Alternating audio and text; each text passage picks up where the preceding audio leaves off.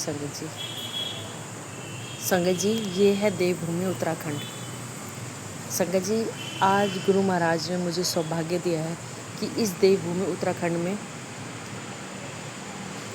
हम आए हैं और गंगा मैया में हमने पावन स्नान किया है। संगत जी, एक बात मन को जो बहुत दुखी करती है वो है कि जिसको हम माँ बोलते हैं, गंगा मैया, उसको हमने इतना गंदा किया हुआ है। उसमें हम फूल डाल रहे हैं, उसमें हम अपने कपड़े धो रहे हैं, उसमें हम बोतलें डाल देते हैं। मतलब हम ये क्या कर रहे हैं संगत जी? हम इतने अवेयर क्यों नहीं हैं अपने देश की ही, अपनी पवित्र नदियों को लेके?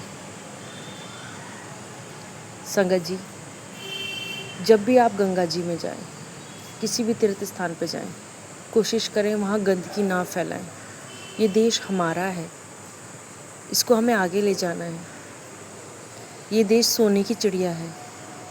आप यहाँ की नदियाँ देखो, यहाँ के तीर्थ देखो, लोगों ने बहुत गंदे, मतलब कहीं कूड़ा, कहीं कबाड़ा, कहीं ढोंग पाखंड के नाम पे इतनी चीज़ें फेंक देते हैं नदियों में, पहाड़ों पे छोड़ के आ जाते हैं। क्यों करते हैं संगत जी? एक संगत परिवार होने के नाते, गुरु महाराज का परिवार होने के नाते हमारा ये फ़र्ज़ है, और होने के नाते ये हमारा ये फ़र्ज़ है कि हम अपनी देश की नदियाँ या विरासत जहाँ भी जा रहे हैं उनको साफ़ रखें। कोशिश करें, कोई हमारे सामने गंदगी कर रहा है तो उसे समझाएं, और सबसे पहले तो खुद करें। कहते हैं ना, शुरुआत अपने घर से ही होती है, पहले खुद करें। तो संगत जी, यही पावन एक रिक्वेस्ट है जिसे देख के मेरा मन बहुत ऐसा हुआ कि क्यों इस देवी में हम स्नान भी कर रहे हैं। अपने इतनी हमारे पूर्वजों ने इतनी तपस्या करी, तप करे भगीरथी जी ने, और कितना कुछ करा होगा, तब जाके देवी गंगा मैया धरती पर अवतरित हुई।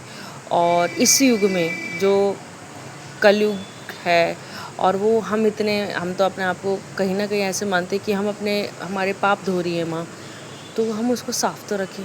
बोतलें, फूल क्यों फेंक देते हैं? एक छोटी सी निवेदन है अपने संगत परिवार से तो है कि संगत जी, आप जब भी किसी भी तीर्थ स्थान पे जाएं, किसी नदी में नहाने जाएं, कहाँ पहाड़ों पे जाएं, किसी दिव्य शक्तियों के दर्शन करने जाएं, कृपया वहाँ गंदगी ना फैलाएं और ना ही फैलाने दें। संगत जी, ये विनम्र निवेदन के साथ अब मैं अपने इस वाणी को यहीं विराम देती हूँ, और आप सबसे आशा करती हूँ कि कोशिश करें मेरा भारत महान बने, सोने की चिड़िया बने। जय गुरु जी, शुक्राना गुरु जी।